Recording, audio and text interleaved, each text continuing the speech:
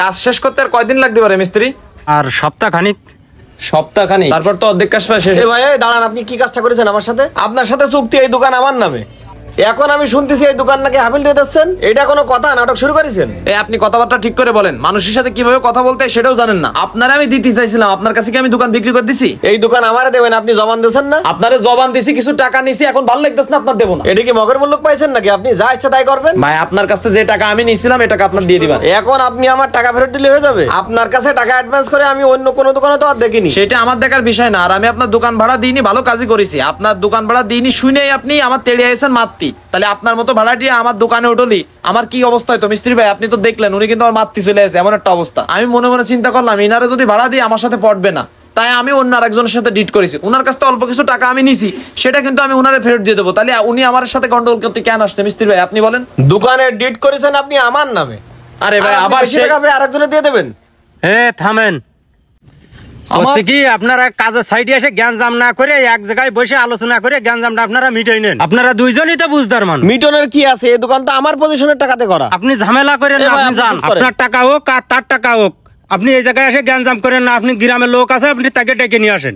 আমি আপনার দোকান দিতে চাইনি, আপনি কোনটা শুনিয়েছেন। এখন আপনি এসে আমার কাছে ভালোভাবে জিজ্ঞেস করেন। আপনি যাদের কাছে বলেছেন আমি তাদের কাছ থেকে শুনে আইছি। আরে ভাই আপনি ডিস্টার্ব করেন না, আমরা এখানে কাজ শুরু করব, আপনি যান। আপনি যাদের কাছ থেকে শুনে আইছেন তাদের কাছে যান। মনে করিলাম আপনার একটা দোকান দেবো, কিন্তু আপনার দোকান আর আমি দেবো না। আপনি চেয়ারম্যান মেম্বার যার কাছে এসে যান।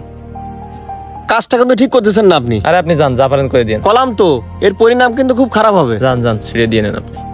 মিস্ত্রি সাহেব ওনার ব্যবহারটা দেখেছেন? দোকান আমার, জায়গা আমার, ভালো লাগতেছে না, ওর আমি দেবো না। পজিশনের টাকা ওর থেকে আরেকজন আমার বেশি দিতে চাইছে।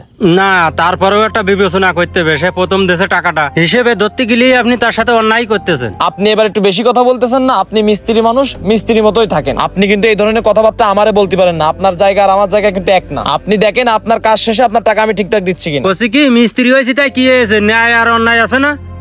আরে ভাই আপনার তো এত ন্যায় অন্যায় দেখার দরকার নেই। আপনি কাজ করে বেড়ান, মিস্ত্রি মানুষ, আপনার কাজ করতে নিয়েছি, কাজ করেন, দিন শেষে হাজিরা নিয়ে চলে যান। এত কথা কইন না, বুঝতে পেরেছেন? হ্যাঁ বুঝতে পারিছি, যান। আমার কাজগুলো ঠিক করে করেন, আর সামনের সপ্তাহের ভিতর ছাদ খোলার ব্যবস্থা করেন। শেষে মিস্ত্রির কাছ থেকেও জ্ঞান নিতে হচ্ছে। সারা জ্ঞান দেওয়ার মানুষের সমাজে অভাব নেই।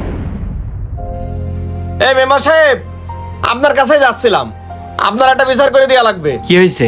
ওই যে ওই পাড়া জুয়েল আছে না, হ্যাঁ, আমার কাছ থেকে দোকানের পজিশনের টাকা নিয়ে মার্কেট ওই বাজারের দোকান আমার দেওয়ার কথা, এখন আমারে না দিয়ে আরেকজনের বেশি টাকা পেয়ে ওই জায়গায় দিয়ে দিচ্ছে। এর একটা কিছু করা লাগবে। যাক, কিছু টাকা খাওয়ার একটা লাইন হবে না। আচ্ছা ঠিক আছে, তুই যা, আমি বিষয়টা দেখতেছি। আর তুই সন্ধ্যার পর 10,000 টাকা নিয়ে অফিসে আয়। বিচার তোমার আর করা লাগবে না, সমাজে সবাই খারাপ। অনেক জায়গায় এরকম দোকানের পজিশন এবং দোকান নিয়ে এবং বাসা বাড়ি নিয়ে এরকম ঝামেলা হয়ে থাকে। তাই আমি সেই সকল দোকান মালিক এবং বাড়িওয়ালাদেরকে বলতে চাই, আপনি যে মানুষগুলোর সাথে অবিচার করছেন, কখনো কি ভেবে দেখেছেন আপনার বিচার করার জন্য উপরে একজন বসে আছে?